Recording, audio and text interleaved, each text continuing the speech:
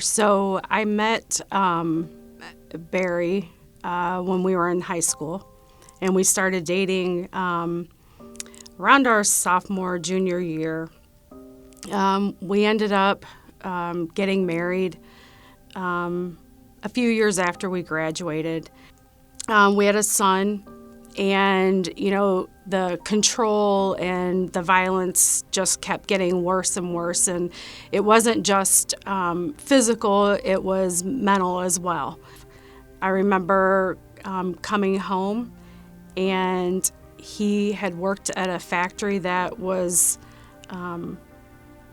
they just had union elections, and he had won a position, and I did not know that he wanted me to go to his swearing in.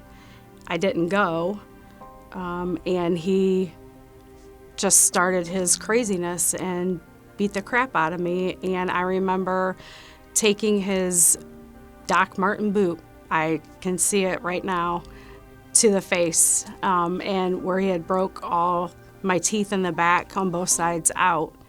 And our son was sitting in a chair eating, and I remember him turning around and saying, "Will you stop hurting my mommy?" And Barry yelling at him to shut the hell up and to turn back around. And at that minute, I knew that that was it. And so I just laid there, and I took the last beating from him that I was going to get. So I waited for him to pass out, and he went in the bedroom and did just that. And I packed as many things for my son as I could, and I took a change of clothes, and we left. And I was very scared, because all the threats and things that he had said that he would do if I ever did that was starting to play over in my head. It was March 27th of 1997. I was getting ready. It was Good Friday that year. It was a beautiful day out. I had the day off of work. And I remember looking up, and there he was coming over the top of the car. And my girlfriend had exited the car and ran up to tell my mom to call the police. But he had drugged me out of the car and took me behind the shed of the neighbors and started to beat the crap out of me again. I had glasses on.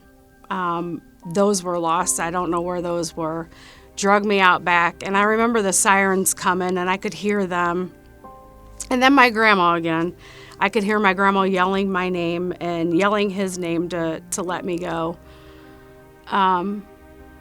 But, I remember then the cops coming, and they essentially did get him.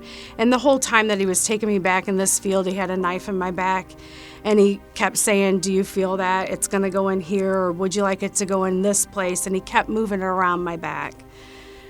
I remember looking out of the side of my face, and I could see the bottom part of a cop's pants.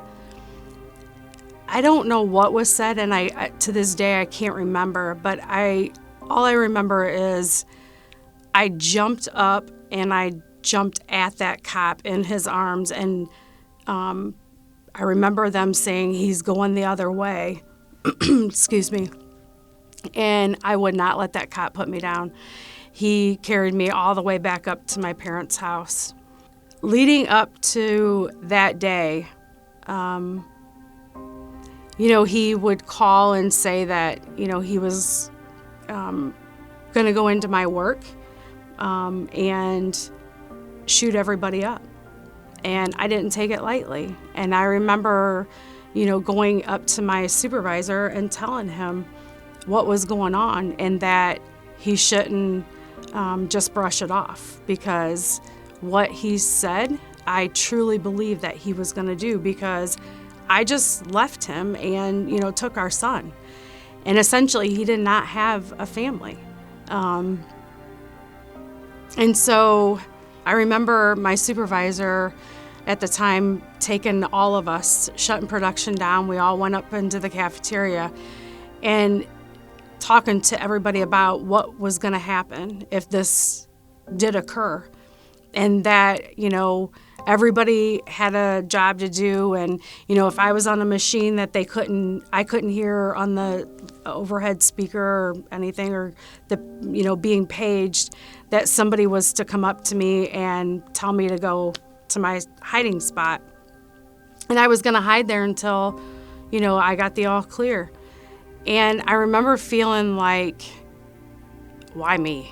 Like, why do I have to have this conversation? But I knew if I didn't, and something happened to one of my coworkers, that I would have felt horrible about.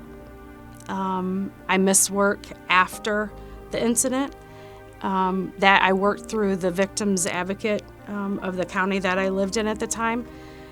But had my supervisor not really stood up for me, I guess, or, heard or cared even, I don't know what I would have done, because now I'm a single parent.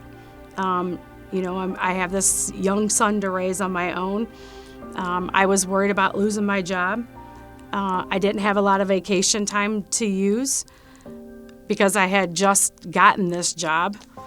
And I was just very thankful that they listened to me and that they helped me in so many ways that they probably don't even realize that they helped me. I guess, out of all of that, it really taught me you are somebody.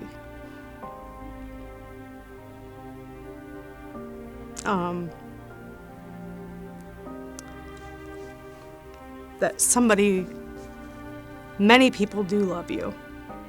That you can do anything that you put your mind to.